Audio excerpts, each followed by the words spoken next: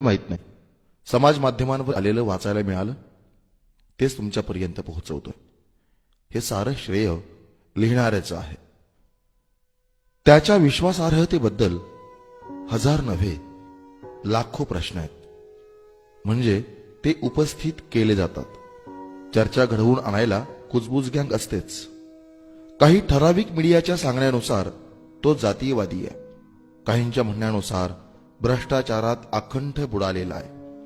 महाराष्ट्रात घडणाऱ्या प्रत्येक बऱ्या वाईट गोष्टीमागे तो आहेच, असे त्याचे विरोधक आणि समर्थक देखील म्हणत असतात, चांगल्या किंवा वाईट अर्थाने. काही जण म्हणतात तो ब्राह्मण विरोधी आहे, काही जण म्हणतात तो ओबीसी विरोधी आहे.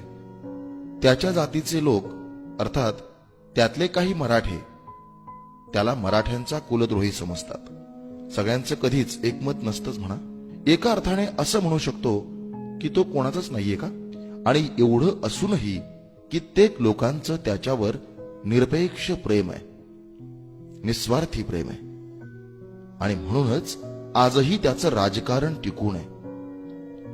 आता बघा, मराठवाडा विद्यापीठाचं नामांतर केलं त्यावेळी स्वतःच्या जातीची मराठवाड्यातील हक्काची मतपेढी गमावण्याची हिंमत या जातीयवादी म्हणवल्या जाणाऱ्या व्यक्तीनं दाखवली. मंडल आयोग लागू करण्याच्या वावटळीत शिवसेना सोडणाऱ्या छगन भुजबळांना यानेच आपल्या पंखांखाली घेतलं होतं. याने महिला आरक्षण लागू केलं ते काही स्वतःला फक्त मुलगी आहे म्हणून नव्हे, तर या महाराष्ट्रातल्या देशातल्या महिलांचा विचार करूनच. महाराष्ट्रात काही वर्षांपूर्वी इंजिनियर व्हा आणि हमखास नोकरी मिळवा अशी जणू योजना सुरू होती. ITIच्या तांत्रिक मनुष्यबळालाही मागणी होती. हिंजेवाडी IT पार्क ते चाकण सारख्या कित्येक MIDC उभारून त्याने लाखोंना रोजगार दिला. आता मला सांगा, त्याच्या विरोधकांनी उभारलेली एखादी तरी MIDC दाखवा. काही जण उगाच बोलायचं म्हणून बोलतात. आज रसातळाला गेलेला सहकार उत्कर्षाच्या शिखरावर त्यानेच पोहोचवला होता. विरोधकांच्या म्हणण्यानुसार हा सहकार खाली जाण्यास तोच कारणीभूत असेल, पण शिखरावर सुद्धा त्यानेच पोहोचवला होता. हे साऱ्यांनाच कबूल करावं लागेल. खाजगीत कबूल करणारे सार्वजनिकरित्या मात्र टीका करत असतात. ज्या बँकेत त्याचं नावच नाही, संचालक मंडळात तो नाहीच आहे, त्या बँकेत सुद्धा त्याने घोटाळा केला. आहे की नाही हास्यास्पद आणि गमतीशीर? तर हे असं आहे.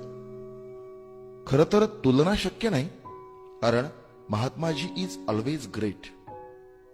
मात्र महाराष्ट्रात महात्मा गांधींच्या खालोखाल सर्वाधिक बदनाम हाच नेता आहे. दोघांबद्दलही कुजबूज मोहिमा जोरदार चालवल्या जातात. याच्या संकल्पनेतून प्रत्यक्षात उतरलेल्या फलोत्पादन योजनेनं शेतकऱ्यांची एक अख्खी पिढीच्या पिढी उभी राहिली.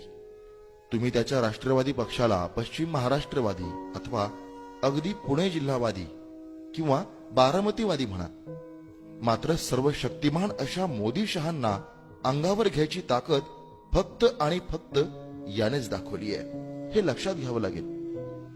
पण जेव्हा मोदी शहा महाराष्ट्रात येतात, पण त्यांच्या भाषणांमध्ये याचंच नाव असतं. अगदी देवाचा जप केल्याप्रमाणे ते याचंच नाव घेत असतात. मग याचं कारण काय? कारण मोदी शहा राजकारणात यायच्या आधी हा मुख्यमंत्री होता. वैयक्तिक चारित्र्याच्या बाबतीत बहुतांश काळ सर्व सत्ताधीश असूनही त्याचं नाव कोणा महिलेशी कधीही जोडले गेले नाही. त्याने आपलं चारित्र्य अखंडपणे जपलं. प्रचंड माया जमवणाऱ्या याने पुत्राचा हट्ट करून आपला वंश पुढे चालू ठेवण्याची बिलकुल काळजी घेतली नाही. एका मुलीवर हा समाधानी राहिला. आयुष्यात याने बरेच चढउतार पाहिले, पण हा कधी कोणा बाबा महाराजांच्या दारी दिसला नाही. कुठे मंदिरात गेला तरी त्याची छायाचित्र कधी छापून आणली नाहीत. आयुष्यभर मुद्द्यांवरच मतं मागितली. मतांसाठी कधी शिवाजी महाराजांचा वापर केला नाही. त्याची स्मरणशक्ती आणि आता तर इच्छाशक्ती सुद्धा त्याच्यानंतर देखील महाराष्ट्रात दंतकथा म्हणून चिरंजीव राहील, यात शंका नाही. मगरपट्टा सिटी सारख्या शेतकरी स्टेक होल्डर असणाऱ्या प्रकल्पाच्या पाठीशी तो खंबीरपणे उभा राहिला. किल्लारीचा भूकंप असेल, मुंबईचा बॉम्बस्फोट असेल, देशावर कोणतंही संकट येऊ द्या, त्याने प्रशासनावर कायम पकड राखली. अधिकारी सहकार्य करीत नाहीत, आम्हाला उशीरच झाला, अशा बालिश जाहीर तक्रारी त्यानं पुऱ्या 50 वर्षांच्या राजकीय आयुष्यात कधीच केल्या नाहीत. आजवर कुटुंबाचं राजकारण एकत्रित राखलं. खऱ्या अर्थाने याने त्याचं स्वतःचं घर व्यवस्थित सांभाळलंय. त्याने पक्ष सोडले, फोडले, नव्याने स्थापन केले, नवी माणसं जोडली. सर्वाधिक बेभरवशाचा नेता म्हणून कुप्रसिद्ध झाला. मात्र पुरोगामी विचारधारा सोडली नाही, तिच्याशी तडजोड केली नाही, विचारांशी एकनिष्ठ राहिला. देशासमोर, महाराष्ट्रासमोर आज 2 पर्याय आहेत. एक काँग्रेसची विचारधारा आणि दुसरा RSSची विचारधारा. जी विचारधारा राष्ट्रासाठी, महाराष्ट्रासाठी योग्य असेल, आवश्यक असेल, ती टिकेल, वाढेल. या अंतिम युद्धात तो त्याच्या पारंपरिक काँग्रेसी विचारांच्या बाजूने लढतोय. यांच्यामध्ये कोण अधिक योग्य याचा निर्णय सुज्ञ जनताच घेईल. कारण मतदार हा राजा असतो. हे सर्वस्वी जनता जनार्दनाच्या हातात आहे. त्याची बाजू जिंकली तर हा सर्वात मोठा हिरो असेल आणि हरली तर हा सर्वात मोठा व्हिलन ठरेल आणि कदाचित त्याचं राजकारणही संपेल. मात्र निकाल काहीही झाला तरी त्याचं हे सर्वात मोठं असणं हे अजरामर होणार असेल. त्यानं 1000 चुका केल्यात, कारण त्याने कामं केलीत. त्याने 1000 चुका केल्यात, कारण त्याने कामं केलीत. हे महाराष्ट्रच नव्हे तर संपूर्ण देश कधीच विसरणार नाही, हेही तितकंच खरं.